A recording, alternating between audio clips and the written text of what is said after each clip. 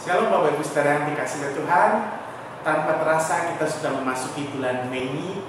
Dan di bulan Mei ini kita ada dua momen yang penting buat kehidupan iman kekristenan kita yang akan kita peringati bersama. Yang pertama, momen kenaikan Tuhan Yesus ke sorga untuk menyediakan tempat buat kita. Momentum kedua adalah peringatan Pentakosta, bagaimana Roh Kudus dicurahkan pada murid-murid dan kemudian Roh Kudus itu berperan melahirkan gereja di tengah-tengah dunia ini. Dan Bapak Ibu Saudara, hari ini saya ingin sharing sesuatu untuk Bapak Ibu Saudara berkaitan dengan karya Roh Kudus di dalam kehidupan orang percaya. Saya ingin membacakan satu ayat di dalam Yohanes 14 ayat 15 sampai 17 bagian awal. Dikatakan demikian, "Jikalau kamu mengasihi aku, kamu akan menuruti segala perintahku. Aku akan minta kepada Bapa dan Ia akan memberikan kepadamu seorang penolong yang lain, supaya Ia menyertai kamu selama-lamanya, yaitu Roh kebenaran." Bapak Ibu Saudara yang dikasihi oleh Tuhan, Yesus ini sedang berbicara dengan murid-muridnya. Ketika Yesus menyampaikan bahwa Dia akan pergi meninggalkan murid-muridnya untuk menyediakan tempat bagi murid-muridnya, tentu dalam diri murid-muridnya mulai terjadi perasaan gelisah, galau. Yesus nanti pergi meninggalkan mereka, gimana dengan mereka? Makanya Yesus kemudian ingin memberikan penghiburan, kekuatan kepada mereka, peneguhan bahwa Dia tidak akan membiarkan mereka sendiri. Tetapi Yesus ingin dalam diri mereka juga ada sesuatu ungkapan, pernyataan bahwa mereka sungguh-sungguh mau menjadi muridnya. Makanya di bagian awal dikatakan, "Jikalau kamu sungguh-sungguh mengasihi aku, kamu akan menuruti perintahku."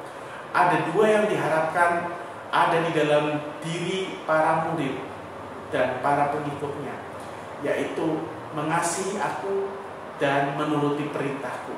Bapak Ibu Saudara, setiap kita sebagai pengikut Kristus, tentu kita harus menunjukkan bahwa kita adalah orang-orang yang mengasihi Tuhan, bukan?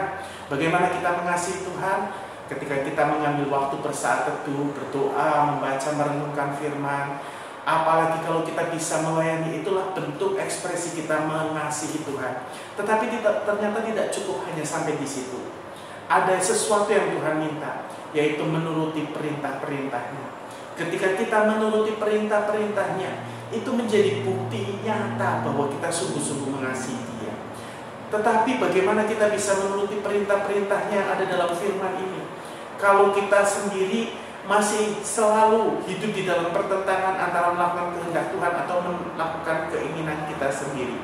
Makanya Tuhan berkata di ayat selanjutnya tadi, di ayat yang ke-15, tadi dikatakan demikian, "Aku akan minta kepada Bapa dan Dia akan mengirim penolong yang lain, yaitu Roh kebenaran, untuk menyertai kita sampai selama-lamanya." Bapak Ibu Saudara, kita memang penuh dengan keterbatasan, penuh kelemahan. Tuhan tahu itu. Makanya untuk kita bisa mampu hidup di dalam kehendak Tuhan, mengikuti perintah-perintahnya, Dia berikan penolong yang lain. Dia berikan Roh kebenaran yang akan menuntun kita, menyertai kita sampai selama-lamanya. Jadi di dalam peringatan Pentakosta ini, biar kita mau meyakini Roh Kudus yang diberikan kepada kita untuk tinggal diam dalam kita, itu akan memimpin kita kepada kebenaran, memampukan kita untuk melakukan segala perintah dan kehendak-Nya, sehingga kita bisa menjadi orang-orang yang sungguh mengasihi Tuhan. Tuhan memberkati kita sekalian.